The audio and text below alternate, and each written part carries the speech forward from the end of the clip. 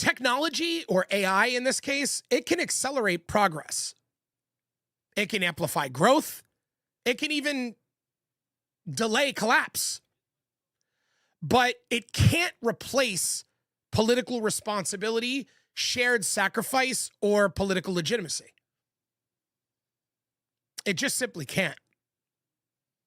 So if AI can't save a broken system, what happens when the system keeps betting on it anyways?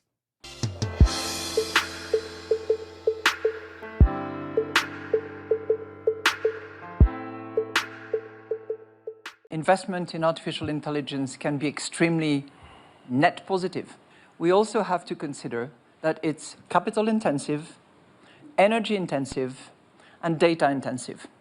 And we have to be mindful of the three. In terms of energy intensity, what kind of energy is being used to manage data will matter. What the consequences will be on the people will matter as well. We have to understand what consequences it has on people, unless we want to risk a dislocation of society.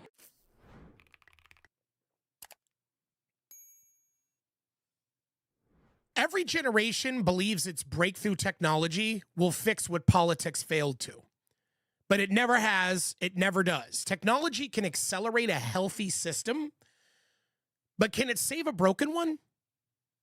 Can it save a broken system? Thinking that it could is the mistake that we made back in the 1920s that resulted in massive catastrophes in the 1930s. And the question is, could we be making it again with artificial intelligence? That's what I want to talk about.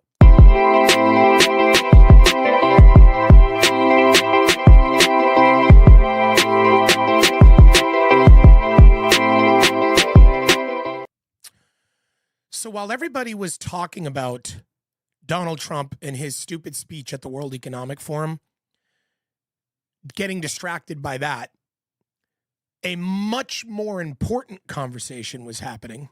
And that conversation was Andrew Sorkin had a panel where they had Larry Fink, who is the head of BlackRock, Ken Griffin, who's the head of Citadel.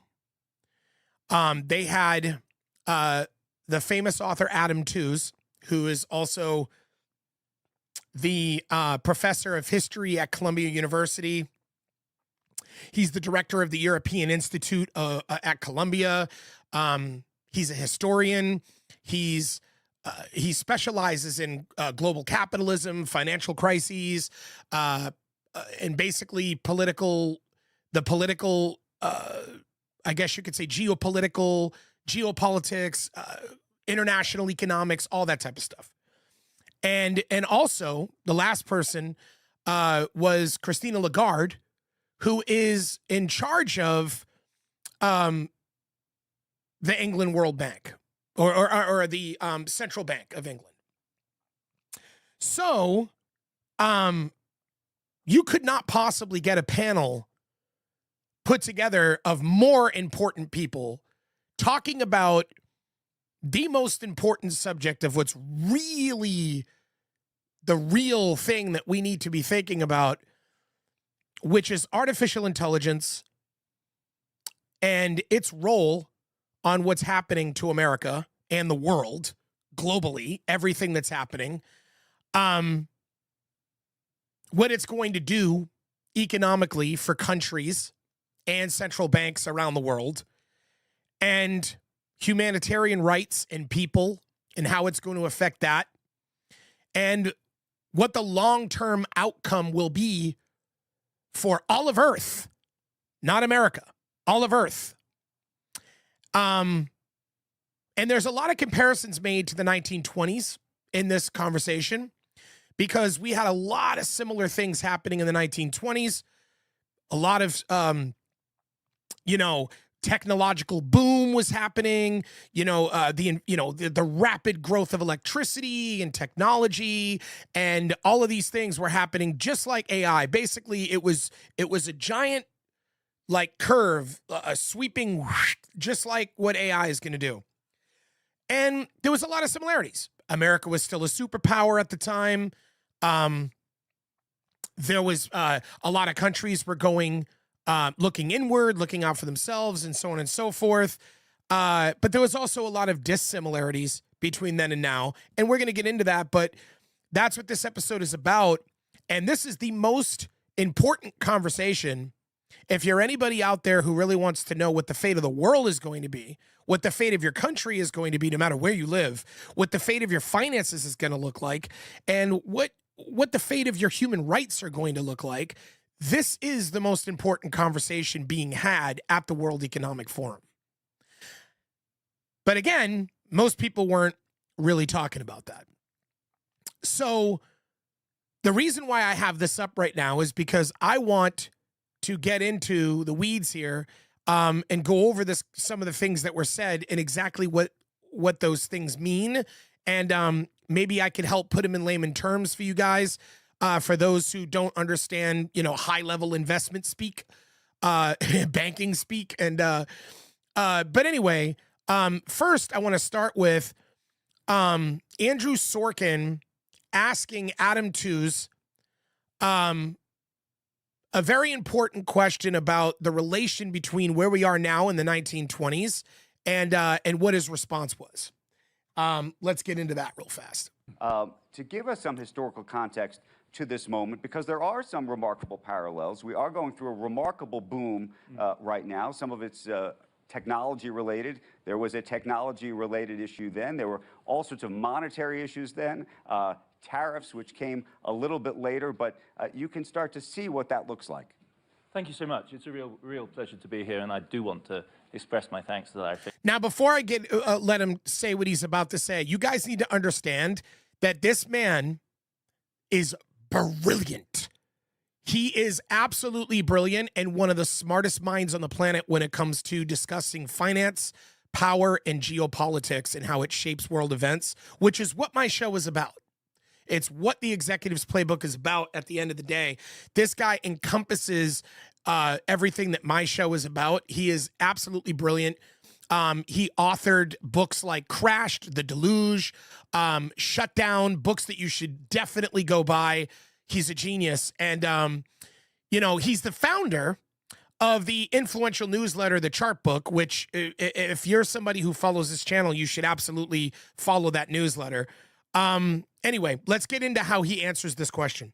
For putting on this Davos the way he has, it's been quite an extraordinary experience, a real privilege to be here. And yeah, I want to take up exactly where you left off, Andrew, because I think you're right. I don't think we should be in the business of doing automatic repetition type stories about history. I don't think that's how history works. Mark Twain's great line about history not repeating but rhyming is a useful one. And I do think there are various points in the 20s that are very pertinent to our current moment. One is the technological side.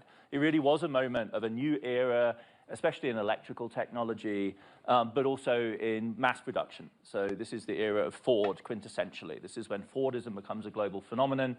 And also a kind of social model. It's a high wage, high effort, high consumption bargain, which stabilizes, in the best case, high levels of consumption and the growth model of the 20th century. And now what he's referring to when he says the growth model, to put things into perspective for you, there's something called GDP, which is the gross domestic product, and every country has a GDP. Even states have GDPs. California, for instance, has the 4th largest GDP on earth, and it's a state.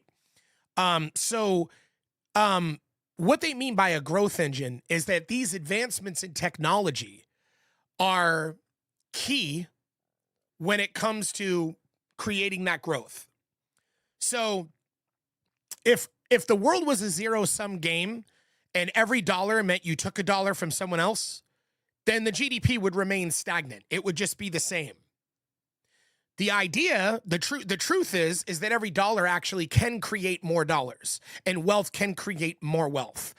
That you can invest in things that generate more wealth and more productivity, and the wealth and productivity grow the pie.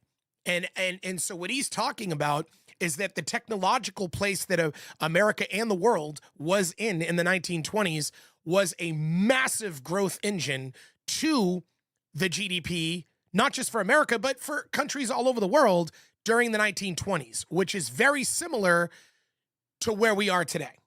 But I think more ominously, and I've really got Mark Carney's speech from yesterday, a really astonishing speech in my mind, is that one of the things we prefer to forget about the 20s is that it is, to most contemporaries, the first moment of unipolarity. This is the moment they think liberal power is triumphant. Why? Because the liberal powers won World War I. The 20s follow World War I, an epic revolutionary war, the first total war. And the powers that prevail are the powers that, in a sense, for a while still held the ring, and the end of whose hegemony Mark Carney was talking about yesterday afternoon. In other words, the British Empire, the French Empire, and the United States. Two republics, the liberal empire par excellence, and Russia was their only ally, and it succumbs to revolution in 1917 and becomes a more radical power. And the basis for their power was money. It was finance.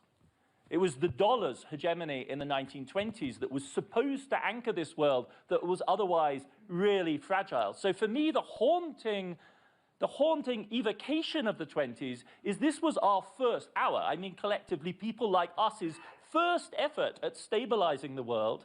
And we failed at the politics, famously, at Versailles and in the League of Nations. We thought that a good substitute would be technology and finance. And for a while in the 1920s, that formula looked like it would work, because in the end, the gold standard system became an increasingly dollar-centered system. And the hubris and the failure of imagination and the failure of politics never provided the underpinnings for that structure. That was.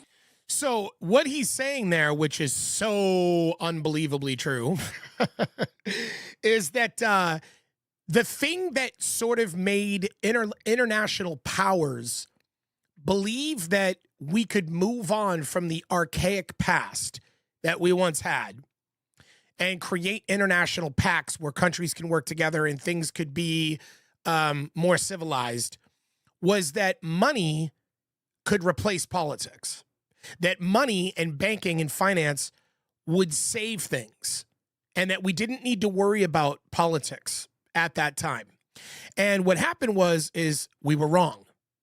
We were wrong. We failed with the League of Nations.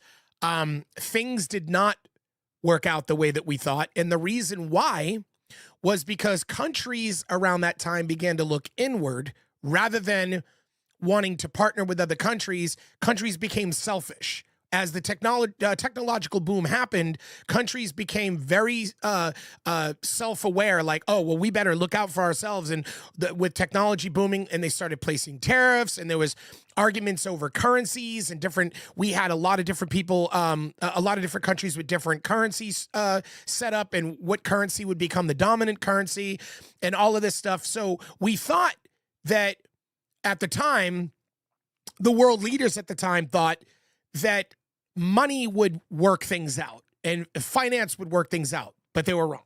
Not a moment I expected to have in my life, to be speaking about the 1920s and have Madame Lagarde appear on stage. Little hubris. But the discrepancy between the power of economics, the power of production, and the reliance on money, and notably the dollar, and the failure in that context to build deep political connections, for me, is really what the 20s stand for. And that is why, for me, it's so resonant in the current moment, because the crucial power here is the United States. The crucial power in the 20s was the United States. Those new technologies were American. The money that mattered was American. And it's America that essentially for domestic political reasons, defaults on its hegemonic obligations. So basically what he's saying is that just like the 1920s, the technological boom started with American production, American industry, American leadership, and all of that. But at that time, America became very selfish, placing tariffs, doing all this stuff to separate itself from the rest of the world. And it weakened political relationships around the world that caused economic disasters all over the planet. And what that means is that the idea that money and finance was going to fix the broken political relationships or make up for broken political relationships turned out to be a false idea. And we are now repeating that, not exactly the same with the AI boom, but we're repeating it in the sense that, as he stated earlier, there's a famous Mark Twain quote, I believe he said it was, that it doesn't repeat, but it rhymes. That's what it was. That history doesn't repeat, it rhymes. And that is kind of what's going on right now. The 1920s, it taught us the wrong lesson. It really did. You know, the 1920s, yes, we had electricity. There was, you know, a massive growth engine around electricity and the power grid growing. And we had cars, the combustible engine. We had flight that I, you know, well, flight came sooner, but it was growing and getting bigger. Mass production, you know, assembly lines, like she had mentioned, financial innovation, all of this stuff, because currencies were becoming more of a thing. People were looking at banking and money and all these things differently. And people believed productivity alone would stabilize society regardless of politics. But what they ignored was politics. They ignored cooperation. They ignored inequality. They ignored global cooperation among governments and countries working with each other. They thought it was unnecessary. And what happened? Well, the system looked strong on the surface because of the growth of technology, but it was hollow.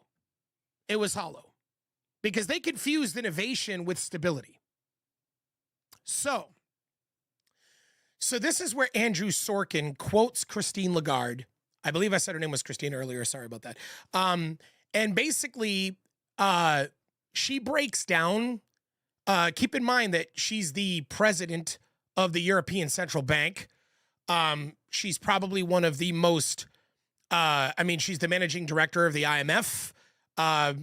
Probably, without a doubt, one of the biggest authorities on planet Earth when it comes to understanding economics, central banking, finance, and global economies. I trust that Adam went through the political similarities, divergences, and I don't want to venture there.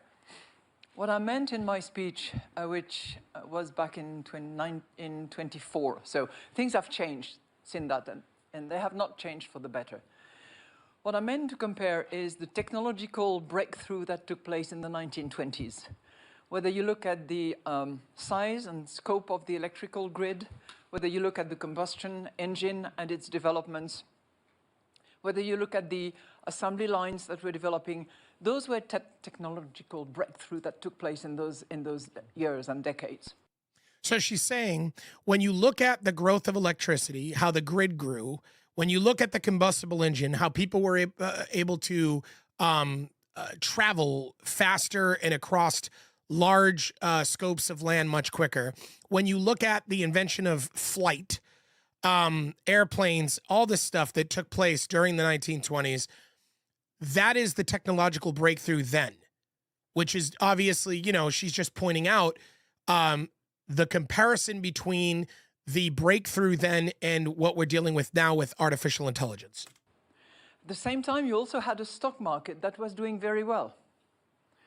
And what we observed in the 20s, and maybe Adam, you went through that, is a significant change in the global trade. I wouldn't call it a collapse, but it went from 21% of GDP roughly down to 14% in a matter of a few years. That's really bad. And what she's referring to now is that, like Adam had said earlier, that there was this idea that politics didn't matter because money and finance was gonna win out.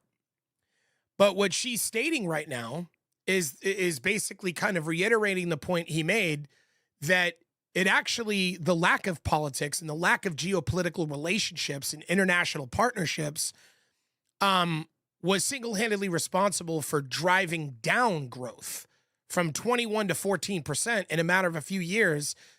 Not because technology, it wasn't the technology's fault or the boom in technology and the boom in travel with flight and cars and the combustible engine and the electrical grid, but more because the lack of geopolitical relationships and countries not wanting to work with each other, that regardless of the technological boom caused there to be a massive drop-off in growth.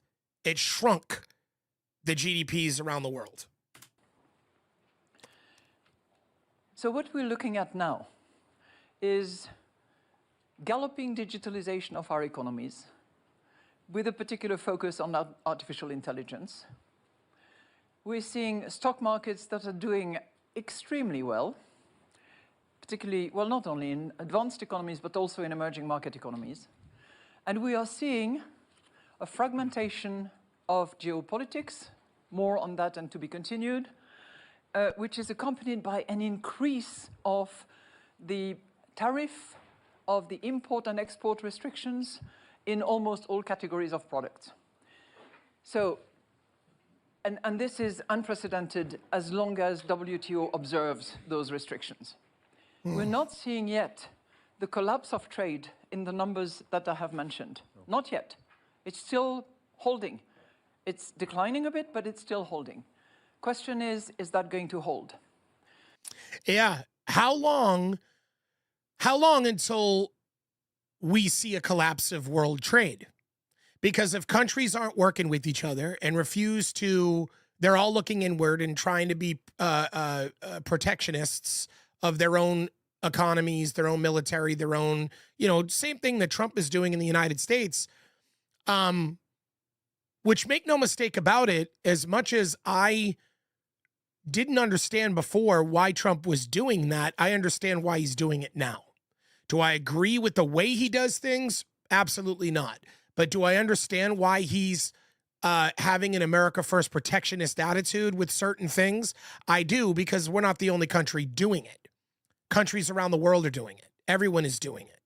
And all of this tariffing, but it's even more important when the United States does it, because we are and have been the world's superpower for a very long time. And even though countries are catching up very, very quickly, and we're nowhere near in the lead like we used to be, we're still there, and we still have a major effect on what other countries do. So a lot of countries, when we look inward, also look inward. And this can cause a trade breakdown, and when. And that's her concern. But the key point that I would like to make, if you give me a little more time, is that the big difference between the 20s and now, in a way, which makes the current situation more unpredictable and probably more icy. I just came back from this cold out there, so icy is a good word for that. Is the fact that those breakthrough of the 1920s could diffuse, to use a colloquial language, could diffuse within boundaries, within national territories. You did not necessarily need, in those days, the scale, the network effects that you need now. Now, if you ask the big Gs in digitalization and the big spenders in artificial intelligence, and just for memory, to develop a frontier model today requires about $1 billion. If you ask them what they need, they will say access to data as large as possible. They will say scale in order to really amortize the investment cost of the development of models. Now that would be significantly jeopardized if we have limited access to data because of different privacy laws around the world, and more protectionist barriers that would prevent the scaling of these investments.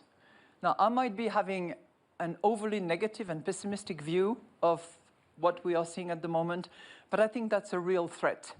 And the development of AI, the gain of productivity that we hope for, is difficult to reconcile with fragmentation in terms of standards, licensing, access. And I would contend that this can only be remedied by a degree of cooperation. Correct.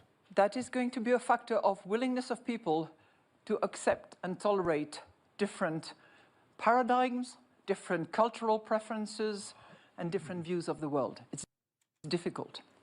Okay, so what she's talking about, and this is such a crucial point, is she's saying that if you were to go up to any of these billionaires who either lead AI companies or are investors heavily invested in artificial intelligence, if you were to ask them, well, how does your business grow? How does AI scale? They're going to tell you it's access to data. We need as much access to data as absolutely possible. But there's an issue with that. The issue with that is humans have rights.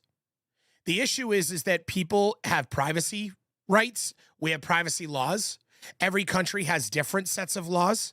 Just recently, America told TikTok, we don't want you having data on America. We're going to make an American version of TikTok so you can't have data into our citizens and into our dealings here in America. And of course, as countries start to no longer cooperate with each other on the geopolitical side of things and build relationships where we figure out a way to work together, then AI can't scale. AI can't scale as rapidly or successfully as they're hoping it can. So they require our consent. They require our consent. Not because when you look at things geopolitically, our leaders are merely a representation of the people. And so it's going to require, like she said, for not just political people and billionaires and people that control banks and people that control huge multi-trillion dollar corporations, not just those people, but also people who are just regular, ordinary folks. We're all going to have to collectively become comfortable with an entire cultural paradigm shift, with what we're willing to allow people to do with our information, with who, like, what kind of rights are we willing to give up? This is going to have to allow us to be willing to give up rights for AI to scale, because AI is not electricity. AI doesn't work locally. It requires global data. Not just American data, not just French data, not just, Italy's data. It requires global data. It requires massive amounts of energy. It requires open markets, free markets, deregulated markets, shared standards, countries both agreeing that will there's a certain level of cooperation. And the world right now is doing the opposite. We are doing the opposite right now. We are doing exactly what we did in the 1920s, which is trade barriers, export controls, national silos. We're looking inward. It's all about our country first. Fragmented rules. Different countries have different rules, and they'll allow certain things that other countries won't allow. We're building a global technology in a world that's becoming politically fragmented. And that is a major problem, because if you're looking for the growth engine of AI, what's happening right now will work against it, just as it did in the 1920s, and probably worse. So this is where Larry Fink, who runs BlackRock, which is the most powerful and scariest company probably on earth. They handle over $14 trillion in assets. He's probably one of the most powerful men on planet Earth. I don't think that can even be argued. But now he gives his take on artificial intelligence and kind of sort of his views as to what Christine Lagarde just said. Larry, yeah, speak to that if you could, because I can tell you're thinking about it.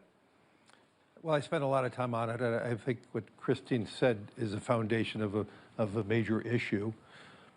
But I would turn the lens a little bit.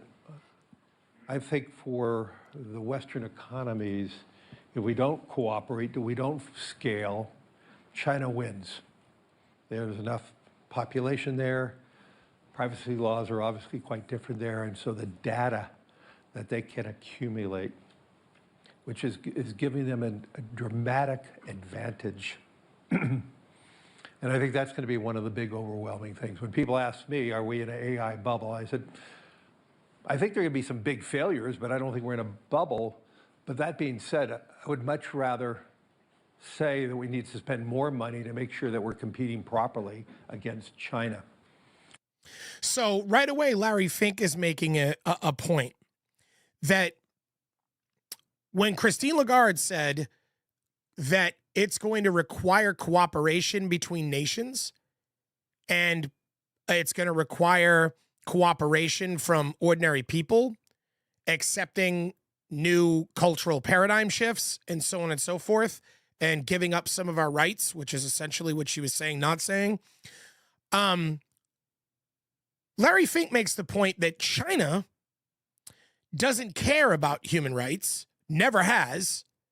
China doesn't care if, you know, they violate whatever laws of whatever. They operate very differently. And so what he's ultimately saying is they have a very huge advantage over the rest of the world because they simply don't care. And the problem with this line of thinking, and he also, by the way, is saying that he doesn't believe that AI is a bubble. He believes it's not a bubble, that it's more about speed, that it's going to require massive upfront capital investments into AI to be able to compete with China. It's going to require the data centers, the chips, you know, energy, infrastructure, all that type of stuff. And that capital markets basically have to remain confident and willing to fund this. They have to be willing to fund this type of scale of investment to be able to compete with China. And so ultimately what he's saying is that financial growth of trampling on people's rights globally to create some sort of geopolitical relationship with every country working together in unison and equally trampling on rights, basically equally doing the same thing that China's doing. Like, well, you know, China doesn't care about people. China doesn't care about people. So if we're going to beat China, we have to not care about people too. I mean, but make no mistake about it, he's not wrong. But why is it so important? Why is it so important that we A, beat out China, and B, that we have such incredible GDP growth that it's worth trampling on the rights of people? That's a question that hopefully I'm going to be able to answer before this show is over. And so to me, all the issues that Christine has raised, they're there, they're obvious, they're things that we need to be addressing. Right now, we're at this point now where everybody believes there's going to be a massive J curve of demand for that information from AI. Now, what a J curve means, for those of you who don't know what that means, is that there's going to be a lot of pain before there's a lot of gain. So a J curve, like the letter J, means that there's going to be like this part of the curve, there's going to be backlash, panic, people being paranoid, people unwilling to play along, you know, all this type of pain, economic pain, so on and so forth. But then it's going to swing up and there'll be a lot of gain after the pain. The key to that is making sure that the demand only comes if technology is diffused for more applications, more utilizations. If technology is just the domain of the 6 hyperscalers, we will fail.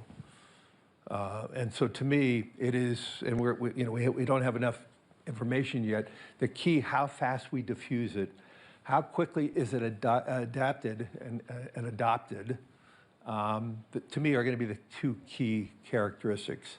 The parallels for me for 1929 and evolving into 2029, to me the big 2 factors that are, to me, the limiting factors are going to be, can we grow our economies fast enough to overcome our deficits? Can we grow our economies fast enough to overcome our deficits? We're not just talking about America either. We're talking about countries all over the world. So the question I just asked, why is it so important that that regular people are willing to give up certain rights and willing to play into a new cultural paradigm shift? Is because countries, meaning nations' leaders, owe a lot of money. And who do they owe money to? Central banks. Central banks like Christine Lagarde, who you just heard speak, who runs the Central Bank of England. So this is important. This is the real breakdown of what's going on here. That's going to be one big issue, especially with the rising deficits of the U.S. And not just the U.S., the rising deficits of countries everywhere. And the capabilities of the capital markets to continue to fund these investments, to make the Western economies having the capabilities to have that J curve in the adoption of technology. Let me ask you, let me go to Ken on. See, the interesting thing there is he's also saying that the ultra wealthy are very important and play an integral role because this is a gamble. Artificial intelligence is a gamble. Everybody on this panel, and you'll see as I go through, everybody on this panel agrees without a doubt that AI is not a guarantee to help create a growth engine large enough to make every country become solvent or have a surplus. There is absolutely no guarantee in that. So if there is no guarantee in that, and all of our countries, all of these advanced nations way overspend and overborrow from central banks to create these investments into AI, and it does go bust, which would mean not bust, but that the growth engine isn't as rapid and successful enough to get countries solvent, then who picks up the financial slack? Because if it's going to require more investment when countries go so in debt and central banks eventually reach a breaking point where they just cannot fund countries and their investments into AI any longer, who's going to pick up the slack? And it's going to be the ultra wealthy billionaires who continue to invest. That's another really scary point. So now we're going to hear from Ken Griffin. Who is Ken Griffin? He's the founder and CEO of Citadel, which is by far the most successful hedge fund company probably in the world, by far and away. He's one of the most powerful figures in global financial markets. He's a major player in U.S. equities, fixed income, derivatives, all that type of stuff. But he's a vocal advocate for free markets, and he's extremely smart when it comes to U.S. financial leadership. So this is definitely another very high qualified guy chiming in on this. And let's hear what he has to say, because he has some interesting thoughts himself. So, first of all, it's a pleasure to be on the gloom and doom panel. Yeah, We're not good. You know that. 1920s were an extraordinary period. As I said at the beginning, it's not preordained. It's funny he says that because it's not about doom and gloom. At the end of the day, it's about recognizing a problem ahead of time, or a would-be problem. May not be a problem, but recognizing would-be problems ahead of time so that we can be prepared for them. And there seems to be this weird attitude among some of the people in power today that are so toxically positive that they have blind spots to issues that we could be confronted with in the future. And that's dangerous because we won't be prepared for them if they happen. But that being said, let's listen. I just love the end note of the 1920s, which was, of course, the Great Depression, Andrew. So let's take a step back and talk about where we are right here, right now. The area of recklessness is the spending of governments around the world, who are all, with little exception, all spending well beyond their means. Now, he's not wrong. He is not wrong here. Now, I know that I have railed before about the America's wealthiest people not paying enough in taxes, and that is a truism. We would be solvent as a country and have a surplus, actually, if we even kept the same marginal tax rates that we had in place under Ronald Reagan. If the same marginal tax rates we had in place under Ronald Reagan were still in existence, we would be a surplus nation. So it's not always the burden, the culprit is not always the spending of a government. Sometimes it's about the people who have utilized the nation's that have utilized all these beautiful things about the nation that they lived in to be able to get as rich as they are in the first place, putting wealth back into those nations. But the point I want to make that goes against what I just said now, and that is a really real argument, is that earlier, reflecting back on what Larry Fink said, that if governments spend inordinate amounts of money up front into artificial intelligence, which, by the way, I'm not exactly sure if this was the point that Ken Griffin was making when he was talking about the expenditures of governments, but I do believe that there's a lot of money being spent from governments all over the world investing into artificial intelligence. And I think that was the point he was making. I don't think he means just, all money in general, like military or this, that, and the third, but he might be. I don't know. I'd have to ask him. But like Larry Fink said, it's going to be the people who have huge amounts of money when governments invest in their AI infrastructure. If the bet doesn't pay off right away, or if there is a J curve and there is some pain before the gain, who is going to be the people that could put up the money if the central bank says no? And yes, central banks and the Federal Reserve and these different central banks around the world do have a limit. They do have a limit. We don't know what that limit is, but they do have a limit to exactly how many times they can bail out countries. And so what Ken Griffin is pointing out here is that this insane over expenditure, this insane amount of investment that countries are making up front is dangerous. And let's get into why. That's the recklessness of this moment in history. This is not a parallel to the 1920s in terms of the recklessness of the private capital markets. It's a story of the recklessness of government spending. Within the private sector, there's a huge question as I disagree with him there, because I do believe that private sector wealth, back in the 1920s, private sector wealth, what he's not saying is JP Morgan gave money to the American government. He was one of the wealthiest people in America. He gave money to the American government to help, because he believed that if I financially bail out the government or help them in certain areas, that will be beneficial to my own wealth and beneficial to the country that I live in, which is something that the private sector wealth system does not do now.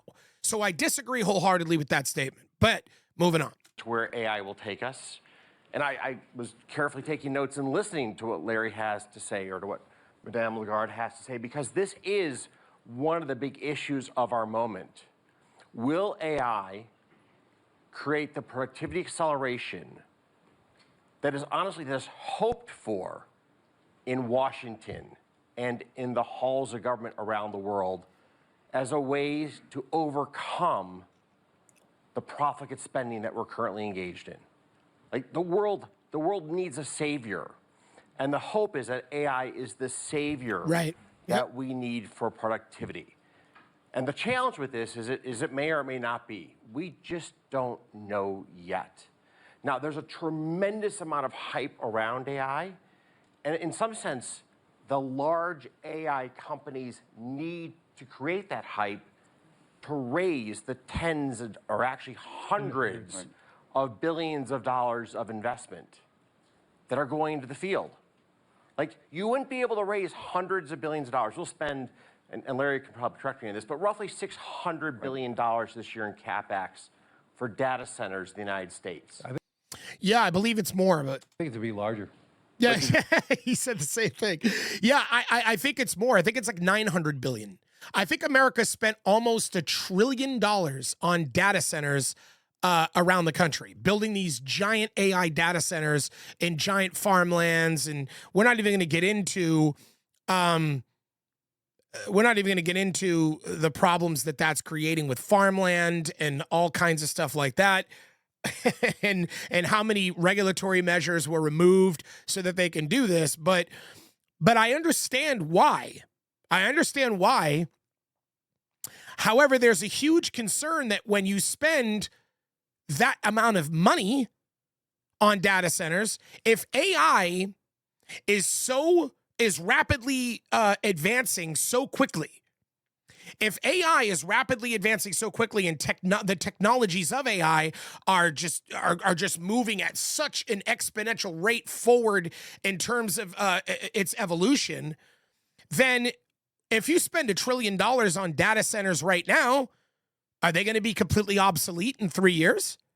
Are all of the technologies that we put in place for our data centers just we spend $1 trillion and 3 years later, sorry, NVIDIA made computer chips that are 5 times faster. Everything's already moved forward. All that stuff is old. And you have to. So how much money does it actually take to keep up with the advancement of AI? And that is a massive question. I think that they're all discussing is the amount of money and investment, not just from governments, but from the ultra wealthy who are going to be the backup plan if the central banks can't bail countries out. This is interesting stuff. Does that mean that it's getting hyped up too much, or it's just the hype is required as a sales mechanism? Go ahead. First of all, so much of the data centers are being built for cloud. Right. And the big issue is going to be in terms of monetization of the spend. The data centers are being built for AI requires more advanced chips. The question is, what is the lifetime of that chip? If we have new technological changes in the lifetime of the chip in 1 year, then that spend is going to be really a... What did I just say? What did I just say? Me and Larry Fink, buddy, we're on the same page. We're on the same page. Yes, sir. Bad spend. If the lifetime as they expect it to be is 4 or 5 years, and then those chips can be used for cloud, then I think these investments are going to prove to be good investments. So I think it's going to be, if the speed of technology changes and all these investments now, it's going to be challenged. But I agree with Ken. I think we don't know enough, but I'm personally very optimistic on how AI is going to affect the world economy. Madam. Well, and it's good to be optimistic. There is what's occurring here is that nations all over the world owe a lot of money to central banks. They're in debt, big time. And the problem, and there's a lot too that has to do with interest rates, and we could discuss that in another video. I can make a whole video about that.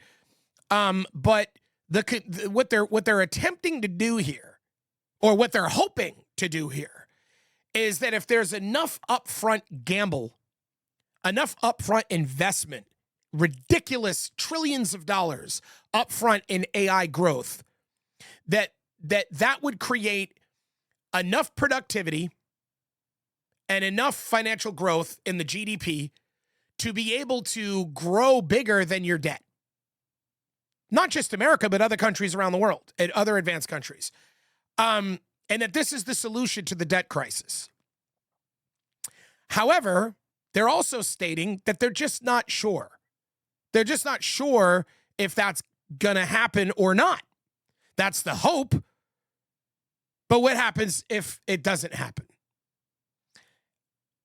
This is a very intense conversation. And I think that one of the biggest problems we have with a lot of people, regular citizens around the world, is that they're so distracted by social media, memes and outrage and propaganda machines and all these things, that they're not paying attention to the things that matter, like this conversation. Because what they're discussing is going to affect the future and affect your life far more than anything else. Markets are pricing in a future that politics may not allow. So understand that stock markets are just assuming that AI boosts productivity, and it does it really quickly, and the growth outpaces the debt, and cooperation continues. But the risk that seems to be overlooked is that if productivity doesn't arrive fast enough, or at a scalability that they're predicting, if debt becomes unmanageable and way beyond anything that the central banks can help with, if confidence breaks, if markets have violent corrections, then the markets don't collapse when technology fails. They collapse because expectations do. People have lost faith that we will ever arrive at what we thought our expectations were. And this is a reality that people who are investing in AI or involved in AI, I think sometimes have blinders on to. So speaking of debt and speaking of central banks, well, Madam Christine Lagarde is the head of the Central Bank of England. So what you're going to see now is you're going to see Andrew Sorkin ask Madam Lagarde exactly what she thinks about what Ken Griffin's point was about countries spending too much money and whether or not central banks are going to save the day. Very important. Madam Lagarde, can I ask you a question to take on the issue that I think Ken raised, just about the amount of debt in the system today? Not talking about corporate debt, but sovereign debt. And the reason I ask is, back in the 1920s, at least in the United States, there was a budget surplus. I believe there was actually a budget surplus in a lot of other countries as well, not everywhere, of course. But today in the US, there's $38 trillion of debt. And the playbook that we all learned, actually, in the aftermath of 1929 is, what do you do when there's a crisis to stem it? You throw money at the problem. Ben Bernanke learned this and effectuated in 2008. We did it again during the pandemic. And the thing that I've always thought about is, the next time there is a panic of some sort, and there will be a pullback of some sort, whether the politicians say, well, we now have the playbook. We know what we're supposed to do. And we're going to write a check for $5 trillion because that's what we're supposed to do. Except that we keep wondering, is there some kind of invisible line in the bond market around the world that turns into a red line where the investor class says, we're not doing it anymore. And then by the way, you get into sort of an austerity vicious cycle.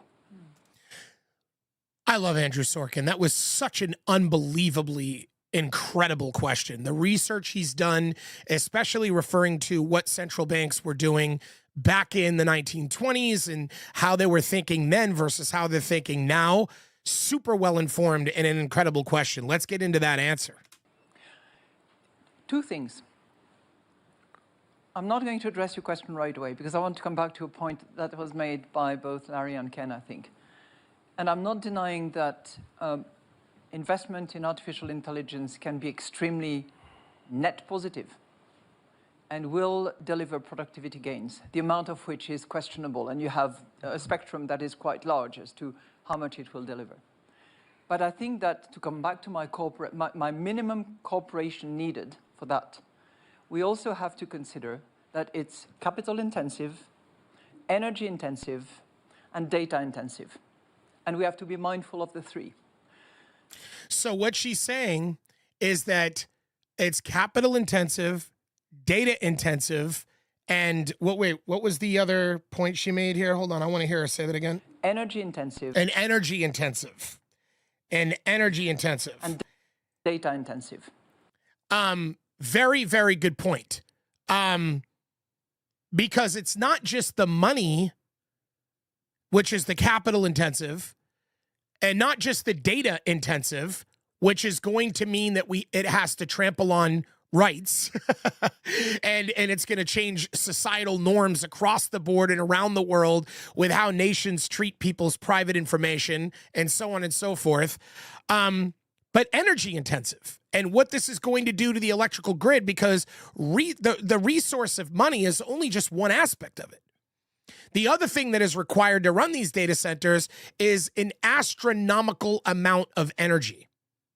And that is just as important. What she's saying is we have to not just look at the financial loss. We have to not just look at the financial loss of when you're talking about the investment, the upfront investment into AI, but we have to look at the effects it's going to have on human rights and humanity in general, how that's going to change our culture, the way we look at life, which is the data part, but also the energy part and what that's going to do to the planet, to Earth, and there's consequences to this beyond the financial aspect of it. And she's such a wonderful person to even bring this up. But anyway, she continues. And we have to be mindful of the three. All three. In terms of energy intensity, what kind of energy is being used to manage data will matter. What the consequences will be on the people will matter as well. So I think that in this cooperation approach that we have, which will have to take care of data privacy, for instance, and preferences in different corners of the world, we also need to be mindful of the energy consumption and what kind of energy it is and what impact it has on climate. And number two, we have to be mindful of the consequences for people.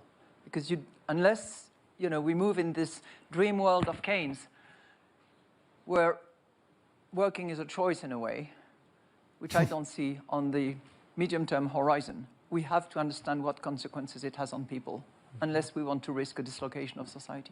Now, I come back to your point. Yes, debt has increased massively and is increasing in some corners more than others. I think the real question is, what is done with that financing that the sovereign...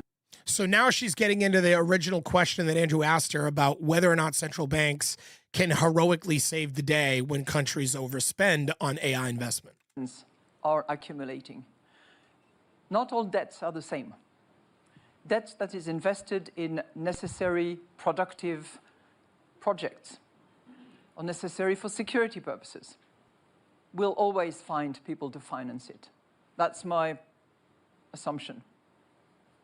Debts that are not for productive purposes, that are not going to sustain growth on a sustainable basis, that will be far more difficult. So I'm not going to tell you that there is a red line. I'm not going to tell you that central banks will always be around either. But I think that the nature of the purpose for which debt is subscribed will matter more than the actual volume. Speak to what you did. You just said something very intriguing. No, I'm not going to speak more to it. No to That little statement she said about, I'm not going to tell you that central banks will always be around either, really grabbed Andrew Sorkin's attention. And he wants her to elaborate. But she does a little bit. Well, listen. to the idea that central banks might not always be around. What did you mean by that? Look, I went through my lot of crises, as many of you have as well. And I remember the days when it was mentioned that, central bankers are the only game in town. This is not the right approach to a balanced and durable equilibrium. Measures have to be taken by fiscal authorities. Reforms have to be undertaken. The purpose for which spending is organized has to be thought through, and the consequences on people if we want society to stay together. Right. So just, I'm not trying to put words in your mouth, but are you basically saying that in our legislative branches around the world, we have abdicated responsibility of being fiscally prudent and thoughtful as to how we use society's resources, and have become overly reliant upon central banks to continue to try to keep the economy going in the right direction against this onslaught of reckless spending? I'm not suggesting it's the case now, but we have observed it in the past. Which is basically her polite way of saying yes. Yes. That's powerful stuff. Now, what's funny about this is that What she's ultimately saying is what I was saying before. When they're talking about financial resources, they're talking about the country's wealthiest people. That's what they're talking about. She's saying that instead of asking central banks to fund unreasonable costs so that the ultra wealthy can continue to hoard the money that they have and just keep on borrowing and borrowing and borrowing, because the ultra wealthy don't even spend the money they have. They leverage it. And so they just continue to live off the leverage. They don't even spend the money they have. Their money's just making money, and they leverage their portfolios and their assets to borrow money, and that avoids them paying taxes or paying back into the system. And so therefore, that is an abuse of a country's resources. So imagine to be somebody like an Elon Musk or a Jeff Bezos or somebody with that level amount of money, if you're sitting on $200, $300, $400 billion and you're talking about, well, the country needs to borrow more money. She's saying that the central bank's going to look at that as like, what are you talking about? There are other countries in the world that borrow only what they know can be paid back, and they only borrow when they absolutely have to, because the ultra wealthy or the country's most the people in that country who have the most resources are willing to put it back into that country.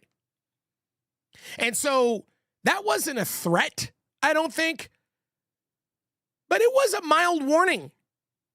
It was a mild warning to basically say, there's only so much we're going to take, America. We're not going to keep on giving you money and borrowing money to pay things over and over and over again so that the ultra wealthy that live there could continue to bloat their bank accounts. And that is a truth. I mean, it came right out of the horse's mouth. And the historic irony is that when people talked about central banks being the only game in town in the 2010s, what they were actually urging is more active fiscal policy, right? Because the problem was that we had a low-inflation environment, a stagnant growth, including notable figures at BlackRock were arguing for a more assertive fiscal policy, because there was a deep imbalance between the two levers of macroeconomic policy, which was also a lesson of the 1920s. And right now, what you're arguing for, I take it, is a more just abstract proposition that it is crucial to have, as Ken's suggesting, responsibility in every arm of government. Yep. And that responsibility pertains not just to the macro aggregates, I'm hearing you say, but to the specific type of spending. Your distinction between the productive and the unproductive is not just for economic purposes, but also for the question of political legitimacy and social coherence, the crucial thing. Because the social bargain in Europe and in the United States, but really in Europe, is deeply stressed, I think, by the perception that modern welfare states are unproductive, and a huge number of really vicious distributional struggles which are reawakening another 1920s ghost, which is the ghost of fascism. Right? The sort of political parties which certain visitors to the conference would quite like us to give more platform to, who are direct heirs to that kind of tradition, they are mobilizing in Europe right now around the delegitimization of public spending, which axes on this productive, unproductive, national, international, migrant, ethnic, national. And so that's why these politics are explosive. So the point he's making, and this is a point, he's basically stating that we are about to lose political legitimacy around the world.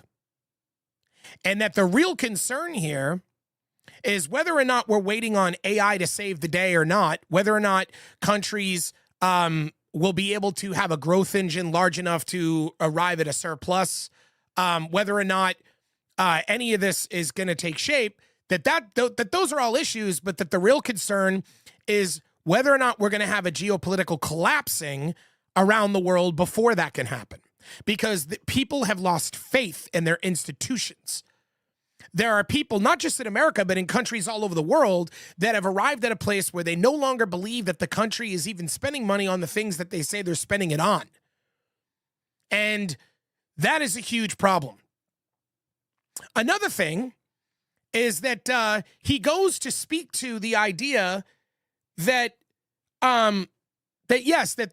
again, America needs to be, he spoke to her point about differentiating money that is borrowed for security purposes versus money that's borrowed just for, flagrant spending. What concerns me when she says that is that signaling to the ultra wealth class we can continue to keep the hustle going and not have to relinquish our resources and put it back into the country we live in, because we can continue to get central banks to continue to float us over and over and over again if it's for security reasons. And if AI is meant to be something that is of security reasons, then is this yet another way for the ultra wealthy class to just continue to float the bill of America on borrowing debt from central banks so that they can continue to get richer? And that is another thing that we need to look at. However, if they do continue to get richer, because keep in mind, the ultra wealthy class also is where central banks get their money from. It's where they get their money from. So make no mistake about it that the ultra wealthy are still playing a shared role, an important role in all of this, because as Larry Fink pointed out earlier, if AI goes bust, if it doesn't work, if we do not build a growth engine big enough to get America out of debt, or any of these countries can't do that. If the growth engine does not happen where countries around the world can become solvent, then who picks up the slack? Because if the governments overspend, borrow from central banks, and overspend on this, and there isn't a return, who's going to get these countries out of debt? Who's going to invest? Who's going to be able to continue? Or what happens if AI stalls? What if that J he was talking about, what if it's a bigger J than they think? And there's a lot more pain before we see that gain. Who's going to be able to financially help countries get through that if the central banks do draw a line in the sand? And the answer to that question is the ultra wealthy. The ultra wealthy. Because here's why. Because what's not being said, and I'll say it right now, is if there is a situation where there is no J and all there is pain because AI doesn't produce a growth engine big enough to make countries solvent and have a surplus and get out of debt, then what you're talking about is the ultra collapse. The ultra collapse of civilization as we know it. And that's not me being hyperbolic. This is a reality. This means the entire thing gets completely destroyed and everybody starts at zero again. I don't think the people that have all the money and have all the power want that. And so there'll be a reason for them to continue to spend to avoid that.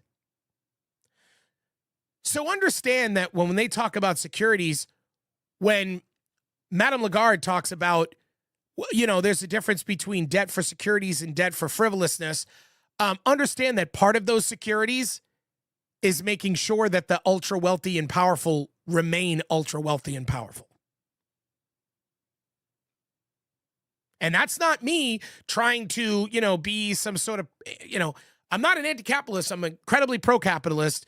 But this is a truth. All I'm speaking is an objective reality, objective facts of how this entire system can continue to function. But remember, as she said before, all of this is going to require our participation and our cooperation, not just world leaders in countries geopolitically getting along, but people willing to accept massive changes in our societal norms and massive regression in our rights as people, and being willing to accept that. And climate issues that are going to result from the massive amounts of energy being used to do this. And whether all of it is, because climate issues cause weather issues, and there's, environmental issues and all kinds of things that could be detrimental. So this is a real turning point, what's happening. We are at one of the most crucial moments in human history on Earth. This is far different than talking about the space race or the nuclear arms race. The AI race is a big deal. And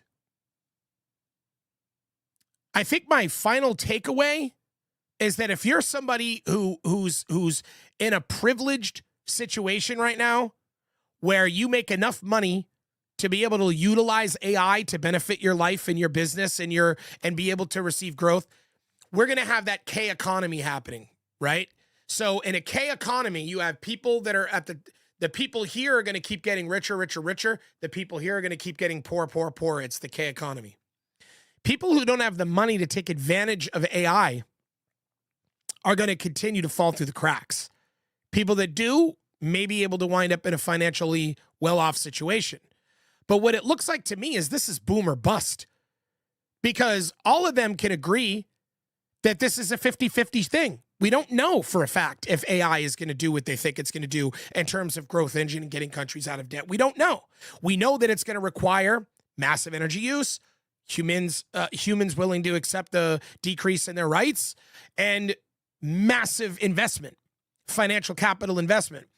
And we don't know if it's going to actually pay off. It's a massive gamble.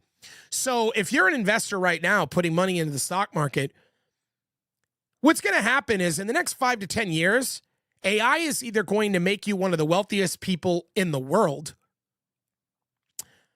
or everything is going to collapse to the point that how much money you have will no longer matter. That's where we are. It's quite a crossroads. But that is absolutely, without a doubt, the place that we are right now in history. The real danger isn't AI collapsing, or isn't just AI collapsing. It's also AI concentrating, because AI doesn't necessarily need to fail to cause this level of instability that we're talking about. It could also succeed, but narrowly. Like what Larry Fink said, if China becomes the only person who ends up getting way out ahead of everybody else, if you end up with concentrated power with AI, that can become just as dangerous to collapsing society as AI not growing fast enough. So that changes things. But if the benefits captured by a few firms, if there's no broad productivity gains, if wages stagnate and continue to stagnate, if inequality continues to grow, that K economy continues to happen and drastically divides the haves and the have-nots, not like it hasn't already, but I'm talking to the nth degree, then there will be a historical parallel to the 1920s. And the 1920s had productivity, but it didn't have diffusion. And another fact is that in the 1920s, America had a surplus. We had a surplus. We were not in debt to central banks, and we did not need to rely on the generosity of billionaires if we were unable to produce AI growth. So that was, technology growth or GDP growth, the way that we did back in the 1920s. So there's a lot of growth only stabilizes a system if it's shared. Very, very important. Very important. Debt turns optimism into a deadline. And that's another factor. So we could be positive about AI and what it can do, but understand that governments learned to spend in crisis whenever there's a crisis. That's how we solve the problem. Throw money at it. That works until debt piles up. And now AI is being treated as the escape hatch, a future solution to a present problem. And the risk is that if growth doesn't materialize, we're in big trouble because borrowing costs rise, confidence breaks, forced austerity follows. Debt doesn't kill systems immediately. It removes their margin for error. It becomes even more riskier that we cannot make mistakes and allow the wrong people to, we can't let it concentrate into the power of AI, concentrate into the wrong hands. And so right now, the real bottleneck is political legitimacy. It is geopolitical relationships. It is us working with each other. So what's happening right now with the current administration, although I understand certain things he's doing and I get why they're being done, it's also destroying geopolitical relationships at a time when they're absolutely necessary. You know, people accept hardships when things sort of feel fair, but they reject it when the benefits are concentrated. They reject it when the sacrifice feels completely one-sided. They reject it when leaders who are making all these decisions seem insulated from consequences. That's where the systems fracture. Not financially, not technologically, but politically and socially. A system, we could survive bad economics. We've survived bad economics before. You know, we went through the period of, the Great Depression. You know, a system can survive bad economics longer than it can survive lost political legitimacy. Because the bottom line is that technology, or AI in this case, it can accelerate progress. It can amplify growth. It can even delay collapse. But it can't replace political responsibility, shared sacrifice, or political legitimacy. It just simply can't. So if AI can't save a broken system, what happens when the system keeps betting on it anyways? What happens when the broken system keeps betting that AI will be the superhero? What happens if it isn't? Anyway, my name is Kane. This was another episode of the Executives Playbook. I know this was a long one today, and but it had to be done. Please go ahead and like the video. Please like the video. Please subscribe to the channel. Hit the little bell so you could be privy to whenever I drop new videos. And please leave a comment. Give me feedback. I put a lot of effort and hard work into this video, so I'm really hoping that you guys could give me what your thoughts are on this. What are your thoughts on this? I want to know. Anyways, always thanks for watching, and I appreciate all of you. Have a good day.